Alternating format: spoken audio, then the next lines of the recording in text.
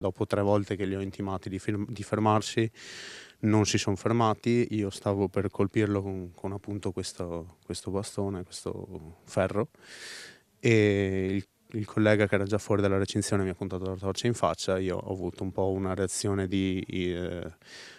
possiamo definirlo anche panico, mi sono immobilizzato. La torcia puntata addosso, dritta negli occhi, così da stordirlo e disorientarlo. Questo lo stratagemma che un ladro ha usato per bloccare Davide Severin, studente all'ITS meccatronico di 22 anni, che accortosi dei malviventi in casa non ha esitato a rincorrerli dopo aver afferrato il bastone delle tende esterne. Sono da poco passate le 6 di sera in via Berto Rossato a Paese, quando 2 uomini a volto scoperto entrano in questa villetta scavalcando la recinzione, forzando la finestra che dà sul soggiorno. Davide rientra quando la coppia criminale è al piano superiore, nell'area notte, intenta a rovistare. È in questo momento che il giovane giocatore di rugby inizia a urlare e inveire con i 2 che si calano dal balcone. Il faccia a faccia in giardino, da un lato quindi il 22enne pronto a scagliare il bastone contro il delinquente, dall'altro il compagno di quest'ultimo che lo abbaglia con la pila nel tentativo di prendere tempo. Mentre io ero immobilizzato,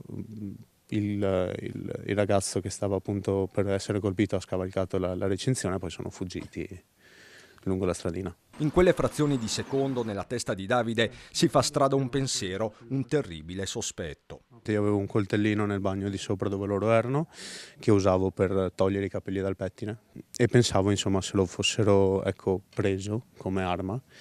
E il mio primo pensiero è stato sì, se loro se lo sono presi non è proprio una cosa simpatica da trovarselo addosso o piantato da qualche parte. Diciamo di sì, appunto che ho pensato al peggio. Vengono poi allertati i carabinieri, i ladri con accento dell'est si danno la fuga, ad attenderli forse l'auto di un complice. Da casa mancano un piccolo anello in oro della mamma e 200 euro che Davide aveva ricevuto da pochi giorni come regalo di compleanno. Stai facendo una violazione, sono libero di fare quello che voglio quando sei in casa mia. La rabbia di non potersi difendere, di non poter essere padroni di casa propria, e che queste persone insomma possano fare liberamente quello che vogliono senza minime ripercussioni.